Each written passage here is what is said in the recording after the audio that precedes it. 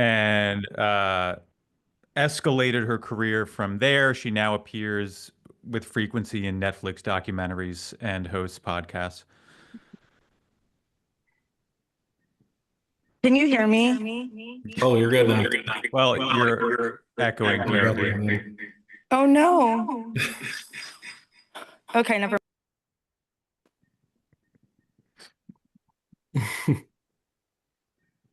All right, now Maddie, I'll do my Steve, as well as disclosure. everybody else. I do want to be clear that Okay, this I'm is just on my literally phone. every interaction with Josie, It every is single one. not. It is It not. is. I'm on my It phone is. now. I'm on my phone now. I just gave up on my computer. I don't know what Peter said, but it is a lie. No, don't worry about it. It was good. It was a lie. I got into this career because I went to law school and that was a mistake, but then I found a lot of other people who thought law school was a mistake too, and so now this is where we are.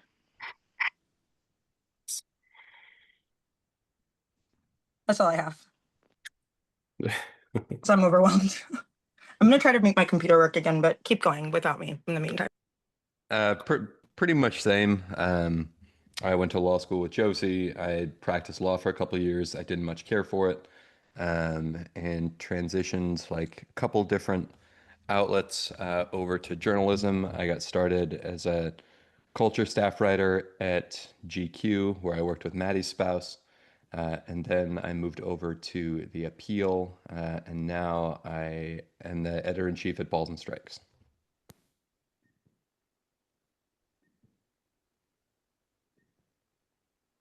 Sorry. Hi, I'm Maddie. I am, everybody here talked about how law school is useless, so I never went. I'm not a lawyer. Respect. I am borderline illiterate. I'm a cartoonist. I mostly do science fiction books. But it's, I've done a lot of work with regards to like political communication in that I was the associate editor of a website called The Nib, which was a nonfiction comics journalism and satire website for about 10 years. So that's probably where my expertise here mostly comes in. And also my books are, I would say, pretty explicitly political. Yeah. And that's me. Awesome. I know that Peter introduced Oh, Josie. yeah, I forgot to I do don't know if you did myself. your own. Yeah, I am a former lawyer and now professional podcaster. I host 5 to 4 and If Books Could Kill. Awesome. Thank you all. Like I said, really excited to have you also. Thank you for being here. So I guess to start off, I think all of you in different ways work with kind of like, kind of like what can be complex legal and political concepts and that kind of thing. What's kind of the first step you try to take, like trying to break that down in a way that will make it kind of resonate with people who maybe don't have the same kind of either background and knowledge or even just perspective to what you're trying to convey. I'm not going to call anybody. You just have to jump in. No, I was really hoping you would call on people. I can start. I mean, I don't know that there's like necessarily a step-by-step process I follow with this stuff, but what I always think about is like, well, what am I actually trying to explain to the audience? What is the idea that I'm trying to convey? Um, and can the if you're eh, to use Supreme Court cases as an example, because that's what I do, like can it be broken down into its component parts, and then which of those component parts do I want to actually explain to the audience and which don't really matter to me? So, a lot of Supreme Court cases start off with like tons of procedural stuff and explanations of precedent and stuff, things that I'm not really interested in explaining to the audience. And often the part that I am is a paragraph or two that I want to like dig into a bit. So I think that's sort of like that's always step one for me, is thinking about like, well, what is the idea that I'm actually trying to convey here? Because then you can sort of decide what gets ditched, what you want to drill down on, and sort of build around that. I was going to say for me, what I try to do is, since I'm generally trying to communicate something kind of complicated, is I'll try to think the most I can about like I try to get really zoomed out, like try to get it like structurally instead of like this specific instance of a political issue. Like, where does this come from? Like, what is the historical precedent for it? Like, what is, let's call it the superstructure, right? And once I've got that, I think about how it applies to your average, or like the person I want to talk about, like their material conditions, and I try to start there from a place that is relatable to sort of a person who's not sitting around looking at their computer getting mad at it all day like I am. Mhm. Yeah, I I'll would say, Nah, oh, you sorry, you Joe. go, Joe. No, you go, please. There are two of me now because I'm on both devices. But I would say that like one thing I keep thinking about in terms of this question of how you translate like legal concepts to a lay audience is that for me, that was a really key part of like getting through law school and actually having a perspective that felt informed by the world. Like you hear it in legal terms and it feels, kind of sterile and inhumane, or I mean that in the sense of like not involving humans, not just inhumane, but unhuman. And then once you try to put it into words that like make sense to a normal person, you can really kind of decipher what is the moral universe we're talking about. And so for me, I feel like that's a skill I had to learn in law school because that was the only way that like the law really these legal concepts could even begin to make sense to me, and it's been really helpful in my professional career because it's also a way of continuing to explain to me how the law fails. Yeah, one challenge that I see consistently in sort of establishment legal media is that most of the people who are in legal media are lawyers and like, guilty for a lot of us here. But what that, like, when so many people who are legal journalists are lawyers, they also are like steeped in this culture that venerates the Supreme Court, that like treats it as an institution that is like, maybe you disagree with it, but it is like inherently worthy of your respect as at the top of the legal profession. And this can be true like with respect to Supreme Court cases or just like legal issues in general. Like I encourage people to start with the premise that like something that lawyers frame as like a complicated concept that they alone have the expertise to understand is often like not that complicated. Like there's a lot of legal jargon and legal concepts that are like can be, um, can be difficult to access for non-lawyers. But like you can start in a Supreme Court case, for example, by like the impact on real people and use the legal abstractions that the court uses to justify that result as like the thing that merits like scrutiny, that merits interrogation. But like generally when I talk to writers like, that who are working on something like this, they'll say like, well, this is really complicated. And I just encourage them to like try working from the premise that it's actually not. And a valuable service you as a lawyer with good politics and a good perspective can provide is like letting people sort of in on that secret, like walking them like reminding them that like you are not dumb for not having gone to law school or for not like being like deeply steeped in this issue. And in fact, it is the law that is dumb for having arrived at this particular conclusion. Yeah.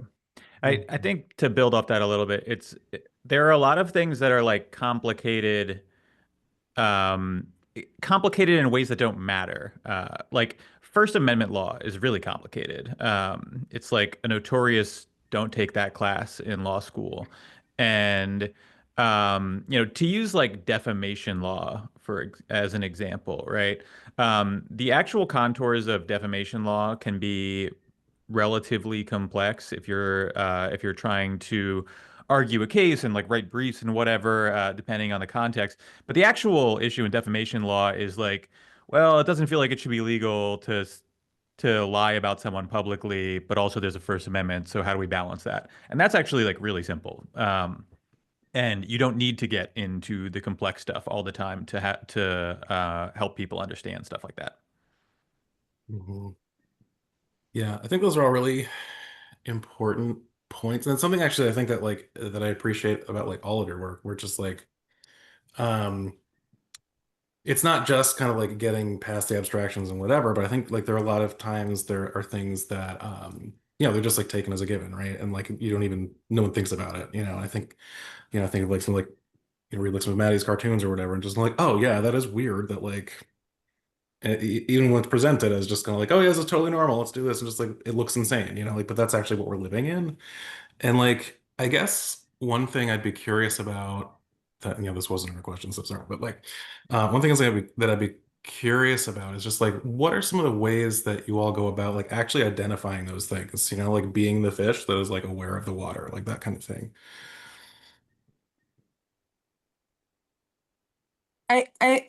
I work in a very specific kind of field of law. Obviously, I mostly only deal with criminal law and then only some specific kinds of criminal law. And over the past maybe 10 years, I think I've gone to prisons in 32 states or something like that, like a ton. I just have spent a lot of my career in prisons. And that has been an incredibly helpful way to see the water, right? I mean, it's really easy. Um, it's really easy if you work in the law or you work in politics, you're an elected official to just like spend your life not talking to anybody poor, not talking to anybody who's been like, spent time in prison, not talking to anybody who's had trouble putting food on the table, not talking to anybody who's, who you're making policy about every single day. And you just literally don't interact with anybody. I mean, when do you think the last time Alito had a conversation with a poor person was? Literally. I mean, it's been decades, right? Decades since he's talked to someone who's What do you like mean? directly affected. They were yelling at their neighbor just a couple years ago. That's right. Their neighbor is also rich, I'm willing to guess. It's like probably someone like, fight he's had in a car or something, but it just does not feel like he's I think you have to force yourself to see the water, but it's pretty easy to see. Like you can walk down the street in most places and see the water, right? The question is, will you do it? Um, and that has been really helpful. I have told this story before, maybe on 5-4, but I one time was at a prison in Tennessee a few years ago and I was talking to the warden and then he walked out of the prison and he was like talking to all these people on the street and I was like, wow, a lot of people around here. And he was like, well, I'm also the mayor. I was like, you're the warden and the mayor? And he was like, yeah. I was like, that's legal? He was like, yeah, it's fine here. Hey, And I was like, see, that's, what was yeah. the name? What was the name of that mayor, please? I'll find it for you and send Thank you, you. because I forgot to mention up top that I also host a podcast about mayors and how they're all bad. And Oh that my is God. incredible. Excellent. Do Thank I you. have the guy for you? Yeah. Thank you. We had a great afternoon together. He'd be a great court jester. I don't know that either of these two jobs is one for him. But anyway, it just was like such an example to me of like how you can be in theory and not see practice. And then you see practice in real life and you're like, what the fuck? Why do you have these two jobs? Right. And so yeah, I think the more time you spend around real people, like normal people, the harder it is to not see the water,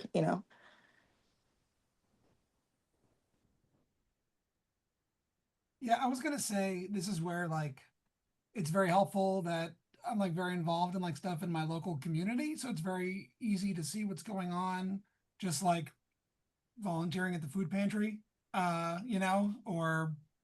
doing some mutual aid work, or I don't know, it just existing as a person in the world is the thing that I do. It's pretty easy to not be a Supreme Court justice. Um, yeah.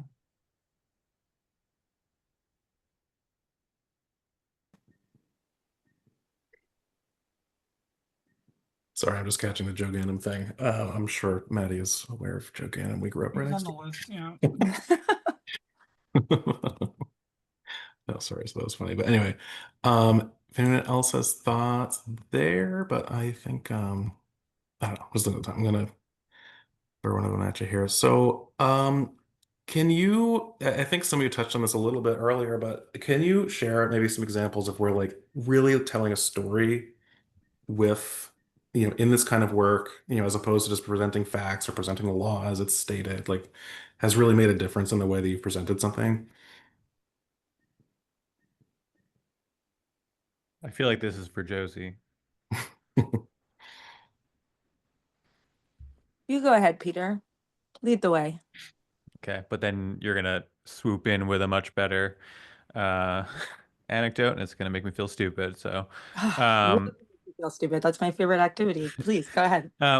I mean, I think like broadly speaking, the answer to this for me is like in criminal law cases, which in courts get, especially at like the appellate level, like in the Supreme Court, any Supreme Court case about like a criminal law issue is going to be like some procedural morass, right? And often it's about the ability of a criminal defendant to vindicate their rights over time. And this will be, someone who's been, for example, attempting to get a new trial for like over a decade, over 2 decades. And I think telling those stories narratively makes a lot more sense because you can actually engage with the person who wants to vindicate their rights and deal with it on those terms. I'll also say, like, right wingers do this too. They tell the story of the crime.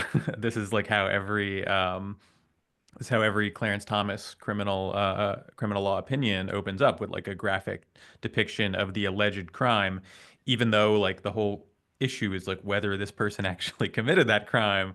Um, the I think that like there are many issues, maybe even all, but I think especially in you see it in like criminal law, employment law a little more, where just grounding it in like one person's individual experience makes a ton of sense.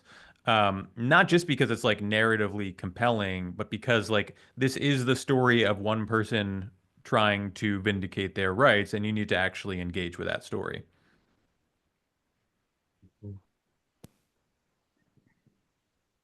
Yeah, I agree with Peter. I'm thinking of, this is kind of, I feel like embarrassing to admit, but it took me a long time before I realized how strange the idea of like charging a child as an adult was. Like I just didn't, I like had all these kind of principles about this, but like that phrase itself hadn't really resonated with me as kind of bananas until, you know, like till, I mean, before I moved from law to journalism, but past law school for sure. And it wasn't it. I remember seeing a 12-year-old who had been charged as an adult in Alabama and looking at the video of him in the like white kind of jumpsuit that they had him in that was hanging off of him, and he was like a little kid. He looked like he was dressed up for Halloween, and I was like, what? They're like, we're charging him as an adult. I'm like, but he's a kid. There's so many of these kind of like logical fallacies and that you kind of embrace because since you've been hearing about crime, you've been hearing these phrases with them, right? Like you've been hearing these ideas kind of go hand in hand with any time you've been hearing about punishment your whole life. And it takes a minute to be like, oh, that's still like, they're just not an adult. You don't become an adult because you do something extra bad. And to me, like so much in criminal law has been like that, where you are just constantly seeing the real world effects of these ideas that sound totally logical on paper and then are not actually logical in practice. I'm thinking about Jay Jay and I had criminal law together, and I don't know if you remember this, but our professor gave us a series of scenarios and was like, would you put someone in prison for this? And one of them was a guy who had robbed a bank and gone to prison for it, or tried to rob a bank, gone to prison for it, and then got out of prison and immediately, before he even went home, went back to try to rob the bank again. And Jay and I were the only people who said we would not put him in prison because we liked his gumption. We admired his effort. And that's when I knew we would be friends. I largely echo Peter on this. Like, again, going back to the premise that most of the people who have the largest platforms to tell stories about the law, about court cases, are lawyers who write for lawyers. Like that is their audience, whether they intend it explicitly or not. Like that's who they tend to have in mind. So in criminal cases, as Peter says, or like in a lot of these like procedural cases about, you know, whether someone is allowed to sue in the first place. You get legal journalists who talk about it as if, you know, the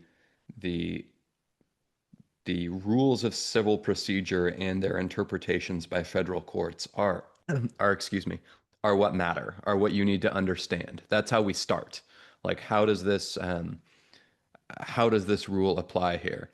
And I think it's a lot more useful to start with like the people involved and their story and what they are trying to do in court in the first place, because then you allow the reader to actually make a decision about like, okay, am I crediting the idea that this legal issue is what's important here?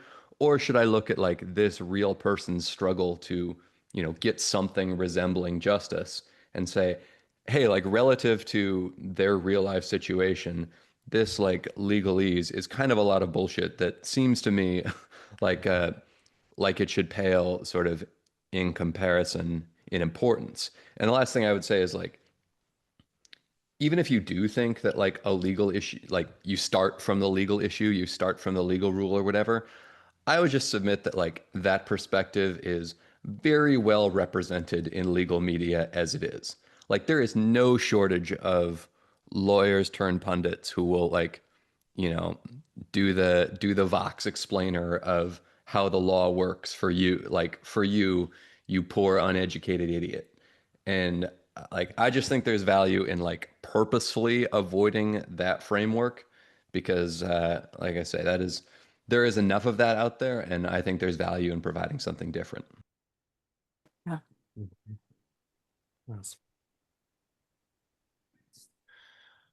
I think along maybe similar lines is just like a question that I had is just like, how do you approach kind of just like sharing what's going on and, trusting people to be like, yeah, this is crazy and, um, maybe want to do something about it. So like kind of more explicit calls to action, like that kind of thing. Like how do you, and I think probably it's a different answer for everybody maybe, but just like how much of your work do you see as ex kind of like maybe not even explicitly, but just like intentionally pushing people to, in a certain direction to get them to kind of understand your perspective and maybe do something with it versus like, maybe more of like what Jay's talking about with some of like traditional legal journalism, political journalism is just like, hey, this is what happened. Like, how do you kind of like strike that balance for yourselves? I would suggest that those are different things. So like trying to see where trying to have people kind of think or see how I'm thinking about something versus trying to have them do something about it. You know, I'm not an organizer, and that's a real job that, takes a level of kind of skill and knowledge and understanding of how people work. I think that lots of times people in media think they're organizers and they're not. And that is a mistake and a failure of media, because the question of what people should do and how their time is best spent and how they can have the most impact is not my question. I do think that I spend a lot of time, and probably too much time, trying to like create a framework through which to see things differently, not necessarily like lay the breadcrumbs straight to what I think the answer should be, but like create some sort of barriers around the path.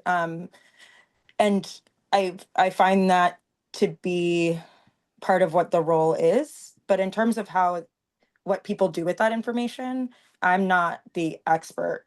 I'm not the person to ask, because people who are better at that job know more.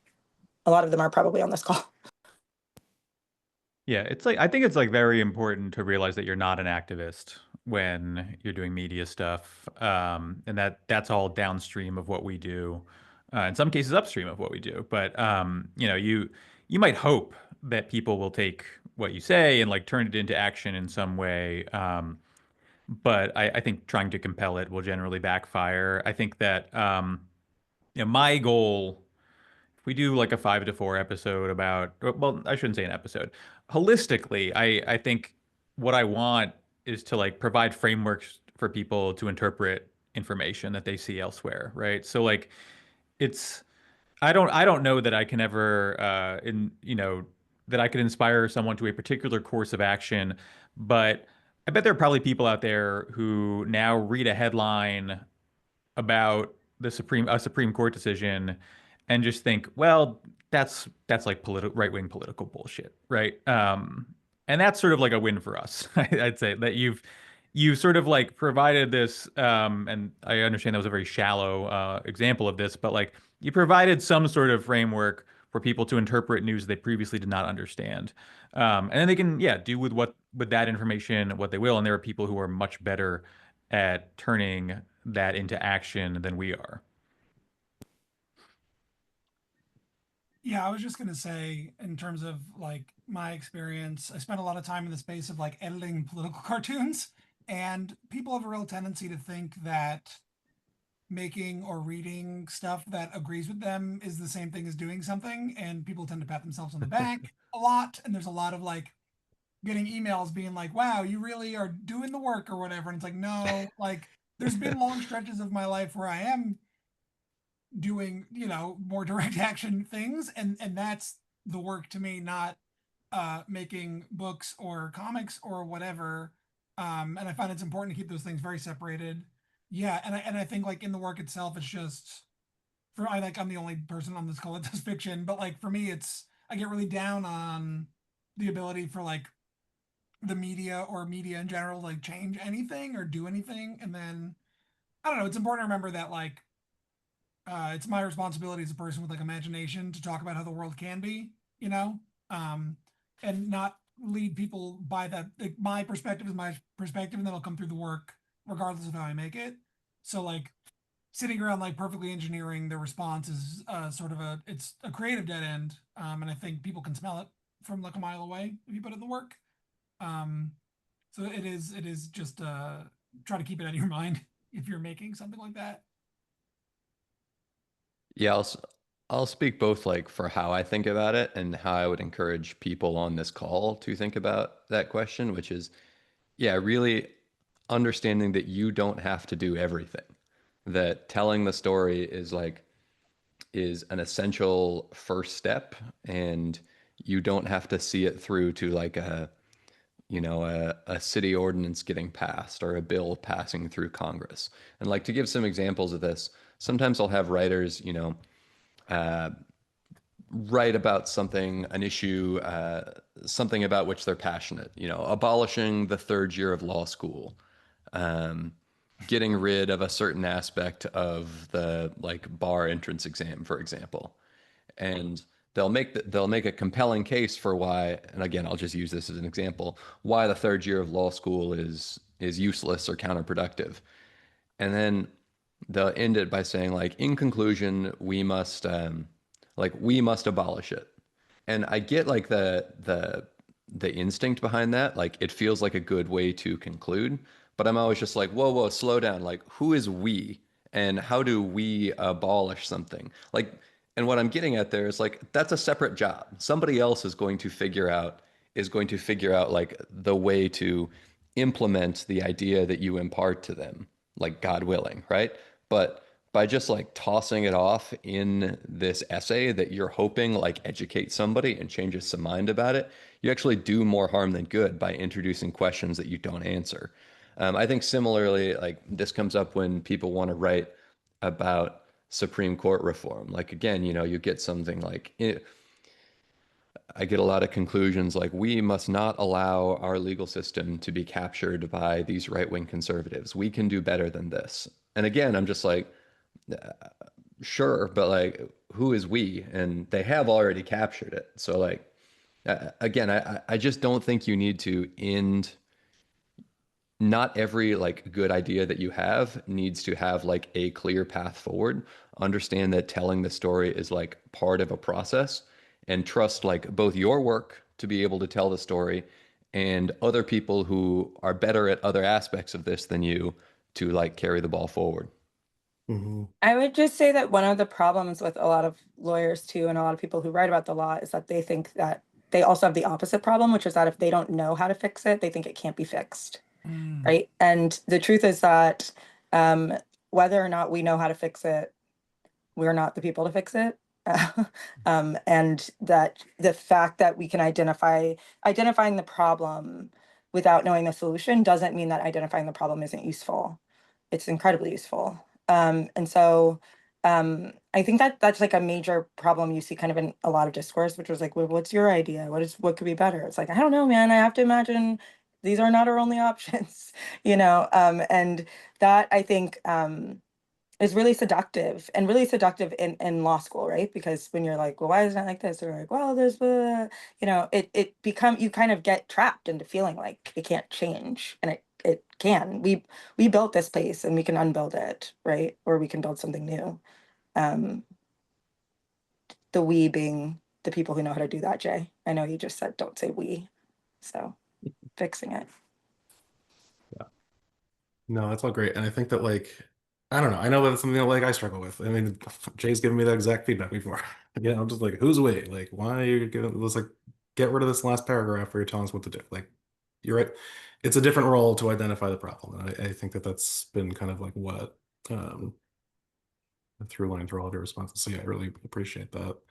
And I think that yeah, particularly in this kind of space, I think for a lot of the folks on this call, that's probably not an uncommon problem.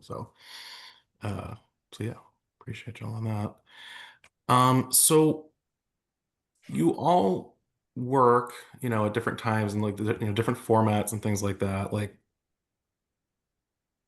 where do you like what do you see like the value being in trying to like you know move out into some like more broadly accessible formats to like to bring in people who might be less engaged in kind of legal and political issues, but that you know if you kind of catch them in the right way, maybe you can have an impact. Like where how do you kind of like approach that question? I mean, part of this obviously is just like going to be defined by just like what your job is, but um as a communicator though, just like how do you kind of like approach that kind of question? And again, like what's the value in doing like, you know, as opposed to like, oh, you should go read the court case or whatever. Like, no, like you can have a podcast that's gonna be talking about it. You know, like what's the kind of um like why do you see that as being important?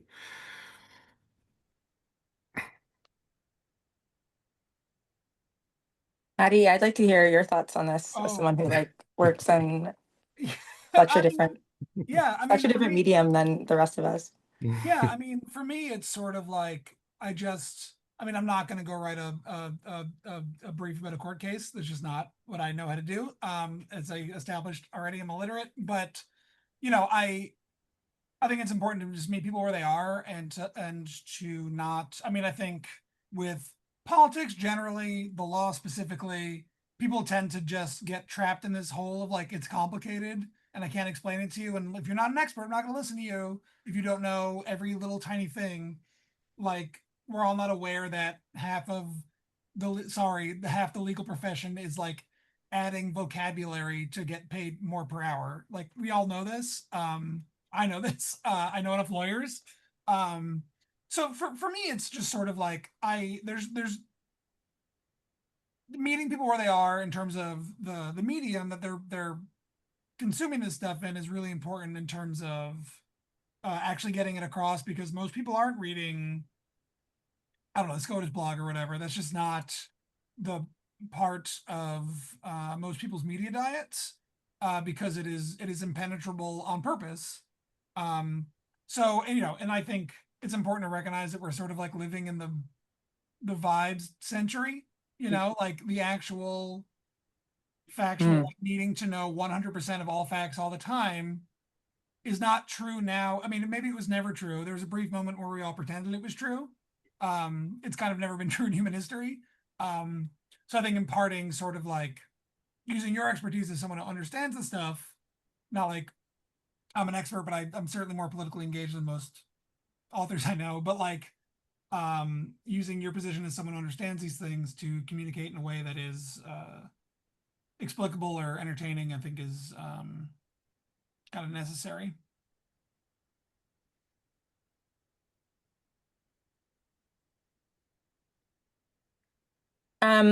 I use different mediums because media is dying, and wherever someone will pay you to do work is the work I do. So I honestly, so much of what I'd like to say has, way more moral heft than that, but that is um that's a lot of my logic. I will say that I am I'm trying to embrace being interested and like excited by the fact that people engage in different mediums rather than overwhelmed by it, because when I started doing audio work, I was very annoyed that like I don't listen to podcasts. I like am not like I listen to 5-4, but that's because I have to listen to these guys anyway. So I might as well just like listen to them.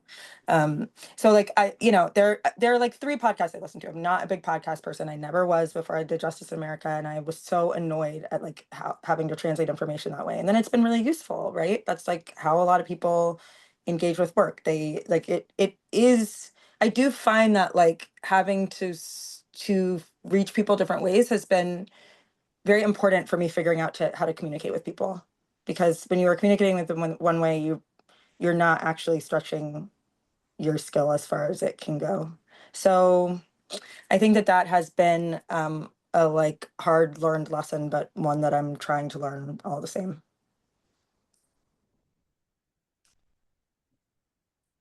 I mean, the only thing I'll add to this is that I actually think that a lot of people stretch themselves a little too thin across different media, and it can be valuable to think about what you're actually good at, or what you're the best at, and whether you are allocating your resources correctly by trying to like pivot. The sort of like the most obvious example is podcast video. Like this has taken over the industry because of TikTok, and because you can clip video. And the result of that is that like Spotify emails me once a month being like, could we help you with a pivot to video? And every now and then we're like, maybe we could think about doing something like this, but like, would you actually be good at that? Is like an important thing to ask yourself. And in that particular instance, maybe you would be, right? Maybe it translates quite directly. But I think like a lot of people who are great writers are not great podcasters, and vice versa. And maybe could think about like what you are like, what mode of communication are you actually best at, right? So rather than thinking like, how do I reach the most people?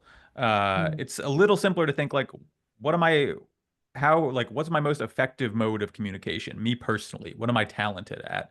And not necessarily stick entirely to that, but like focus your career around it, because like you can quickly find yourself as someone who was very good at writing, who has a podcast, like a mediocre podcast now, and no writing career. And I've seen that happen. Not to anyone I respect, but I have seen it happen.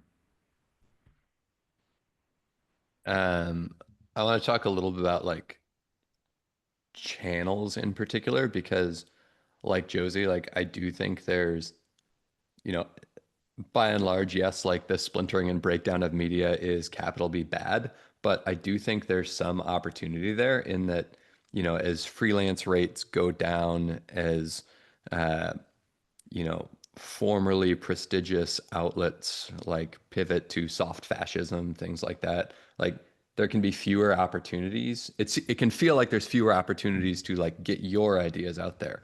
But I will say that like more people like read my shit on Balls and Strikes than read it at some of these other outlets that are like sort of flailing around in this current era. And like everybody also has like a deeply boring war story of writing something for a prestigious, an ostensibly prestigious outlet that gets like watered down in a meaningful, substantive way, in a way that, if you find a channel in which you can communicate like more as yourself, more with your own ideas, that you won't run up against.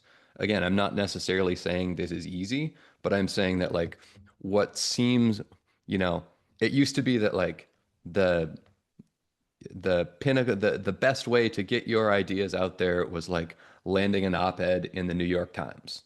And I just don't think that's at all true anymore. And even if Mhm. you're, you know, even if you can get someone there to bite, uh, I promise you that the drafting and editing experience will not be what you want and will leave you with a worse product at the end of the day. And again, I just think of that as like a little bit freeing. Like if that's not actually a good, you know, vector for communicating your ideas, don't bother with it. Like try and find another place to do it because chances are you can do better work with less headache and publish something like more impactful, more meaningful than if you, you know, sort of go these traditional, more traditional routes. Mhm.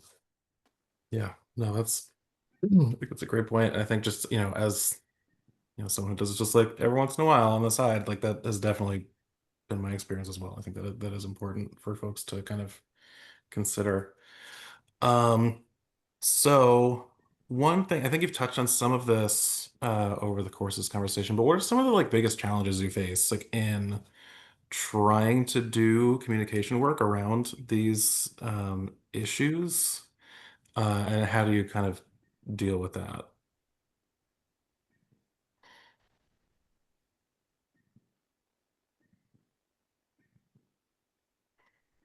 Sorry, it's a broad question, but It can feel repetitive sometimes, right? Like there are only so many ways you can write like Sam Alito does dog shit anti-gay opinion. The vote is 6-3. Like you sometimes you can feel like you're just like reaching in your bag of adjectives for a different adjective for bad. Um, Is that why your headlines are so long? no, that's just because I'm bad at writing them. Uh, but like usually the advice I give on this is like when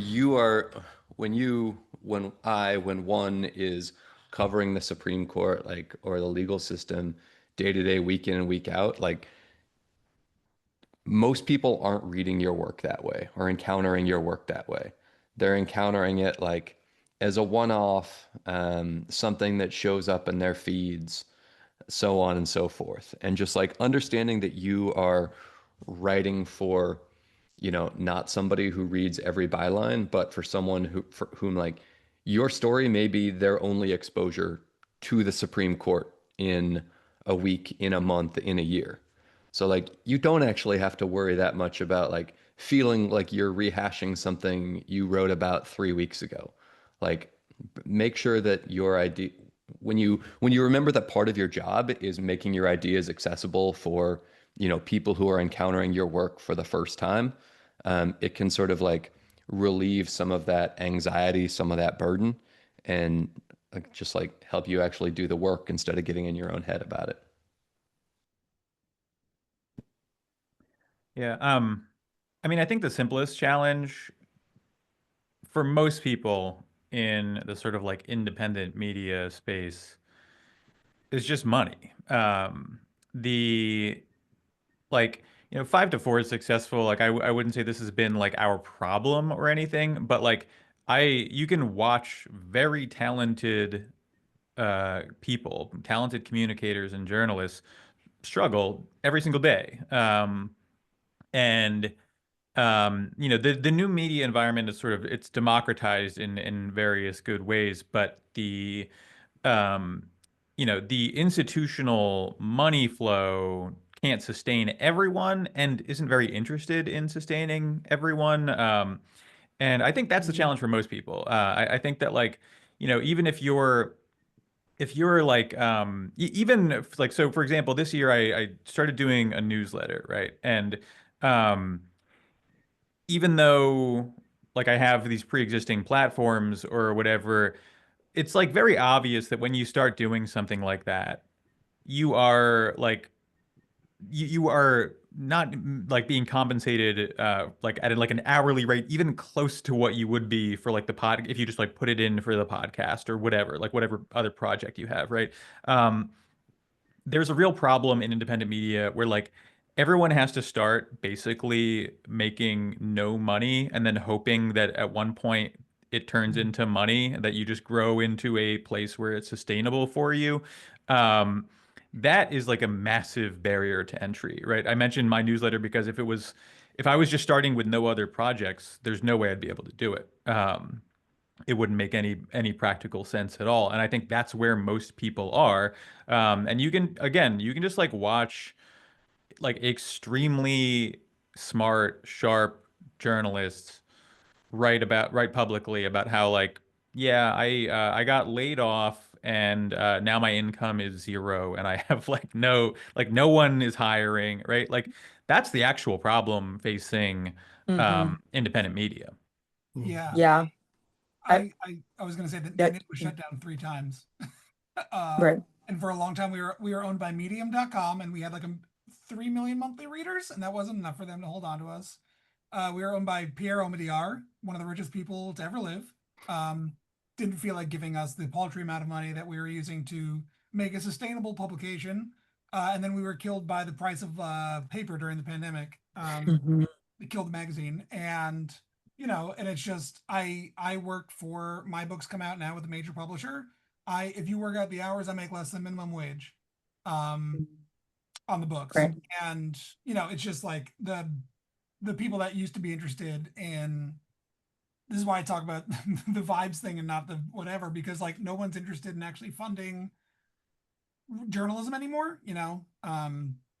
They just decimated my wife's workplace. They laid off multiple James Beard Award nominees. Like my wife reported on labor and all sorts of immigration stuff that's gone. Like so Yeah. no one's interested in it. Yeah, I mean, I think the point about like having to invest a lot of time and money on the front end, just hoping, is a really important one. And it doesn't mean on the back end you make it big. Just Right. means maybe on the back end you break even. Yeah. I just sold a story for a podcast that I've been working half time on for a year and a half, and I have not made a single penny on it. I mean, I've lost a ton of money, and I have 2 kids who might want to go to college one day, and they're in for a surprise when they look at their college. This is not, none of us are doing this work because it's the work that is, profitable. And I think a lot of people have given even up on this idea that like one day there's one medium that will be sustainable long term, right? All of this is trying to do something we care about, and get it to as many people as we can, the best way we can, and the best way we can is usually not ideal. And I say that to say that like I think one of the things that gets very lost in the media conversation too is just like how bad this is for everybody. I just was talking to a very, very good journalist who's going to become an electrician. And I'm like, that's great for electricians, I guess. I don't know. But like, that's bad for journalism. Like, you're really good at what you do, and what you do for the public is really important. That's not to say there are tons of problems with media, mainstream media, independent media, all of that. Like, agreed. But just, I just keep thinking how much we're going to miss it when it's gone, and how fast how we are to that, and how you don't know what you don't know, right? And people like this guy I'm talking about, like, was traveling from town to town telling stories about police corruption that just would never have been told otherwise. And it's just not a sustainable life to live anymore. Mhm. Ugh. Yeah. Scary stuff. All right. Well, that's all. Yeah, kind of bleak, but yeah, totally understandable. I don't know, hopefully someone on this call wins the fucking lottery one day or whatever. But No, it's Mark Cuban, please. yeah. Come save us. Oh yeah. Um, I will say whatever Mark Cuban wants for $50 million. Not a problem at all. I will do whatever he wants for that money. there you go. I'll make sure we sell out for share a this little recording with him. But all Yeah. right. So to close out, maybe on a little bit of a brighter note, I'd actually just like to hear from each of you, like, and this could be anything, but it, what is something that you've done in this work that you've been like particularly proud of? Silence. Yeah. I will say my first like big book, Boys Weekend, that came out a couple years ago, is about a lot of it's about tech people and the culture of tech. And at book events, I've had, I think, no less than 10 people tell me they quit their tech job because of it. And that to me is praxis. Awesome. Yeah. That's what I got. Yeah, I think, you know, something concrete is every time 5-4, like every now and then we'll go speak at a law school and you'll have like, I don't know, like 50 or 60 kids show up. And all I can think is like, is this like 5 or 10% of the entire law school student body? Like, and the idea that, you know, I'm sure some of them aren't really listeners, but like the idea that we're getting anywhere close to that percentage of law students is something I'm proud of, and something I wouldn't have thought that we were doing. I mean, we started as like absolute nobodies with no public presence at all. So yeah, I think I would say I'm proud of that. I'm proud of like the fact that we've been able to actually reach like young law students and lawyers. I am proud of Unreformed, which I made a couple of years ago about a juvenile facility in Alabama, largely because what I hear from people in Alabama is that they didn't know about this place and they had no idea, and it has brought out a lot of people's stories, which has been really helpful.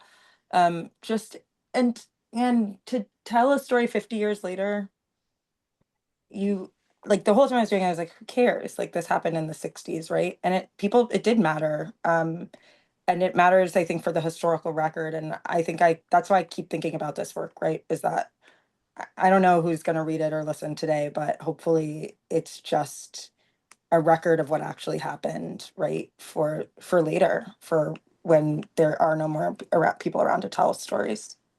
Mhm. I have heard, I occasionally hear from like lawyers for people whose cases I write about, or sometimes from the people themselves, who will reach out and say something to the effect of like, hey, thank you for writing that story. Like, I can't get anybody else to write that story. Like, nobody else is listening to this side of it. And just like seeing somebody do it, like, validated their perspective, their work, their effort. I believe that happened with an article that Steve wrote a couple years ago. Like, getting a message like that is a sign that like your work is impactful, that someone sees it. And then also to sort of Peter's point about the way that like I think legal culture and law school culture is changing. Like, I go to law schools now and the kids talk like completely differently about the legal system Yeah. than they did when I was there. And I don't think of myself as having gone to law school that long ago. Whether or not I did, not really relevant for purposes of this conversation. The point is that like I can still consider myself like youthful and in touch. And like I'm really heartened by that. And I guess sort of tangential to that, like a lot of law professors listen to 5 to 4, right? Like I'll hear from law professors sometimes who like read Balls and Strikes, who like, you know, sort of behind the, like privately, like keep up the good work. And like, do I wish that they were like more enthusiastic cheerleaders of functionally an anti-legal system media outlet? Sure. But like, it just shows me that like, you know, when you write about stuff like this, like you're not alone, you know. Peter and them can go to a law school and like, you know, 10% of the student body shows up. Like, not only are like Peter, Michael, and Ree not alone, but all of those law students who are at that law school feeling like, you know, whether or not having questions about whether or not they should be there, they look around and see other people who feel the same way. Like, that's empowering, that's impactful. And I do think that there will be like a change within the legal profession in response. And it might not be like overnight, it might not be next year, but like taking the longer view, like I do think that's on the horizon. Mhm. Yeah, I love that as a way to close, actually, just because yeah, no, that's been my experience as well. I mean, I first started law school. I started law school in 2019, and I feel like even just in this whatever 6 years, like I see the difference working with law students now. Like I kind of felt like I was just a crazy person that, was just like the weirdo on campus, like saying this stuff matters and no one else cares. But it's just like, I don't know. It's like there's more of it. There's definitely more of it. And I do think a lot of that is, partially at least owed to some of this like same exact kind of communications work that we're talking about. I think that helps it helps a lot because, and this was my experience, like, reading Balls and Strikes, listening to those podcasts, like that kind of thing. Um, it changes the way that you think as you're going through law school. But I think it also makes a difference for who actually goes in the first place. I think you maybe do have more people coming, and just like maybe there is like this is all stuff like fine, you're not like litigators or something, but like people who've gone to law school, been through the process, and do share my values, I think is important. So yeah, I think that's great to hear. And yeah, I think we'll close it there. Well, actually, on that point, for anyone on the call, if you're in law school or a lawyer, People's Parity Project, we have chapters all over the place. We're always looking to start new ones. So if any of this sounds cool, whether it's like you want to do the communication side or do the organizing piece, whatever it is, definitely reach out to us. But yeah, ultimately, I just loved, we loved having you here. Thank you all so much. You're all people who inspire me a lot. I hope that everyone else enjoyed this as much as I did. So thank you all. Thank you. Thank you.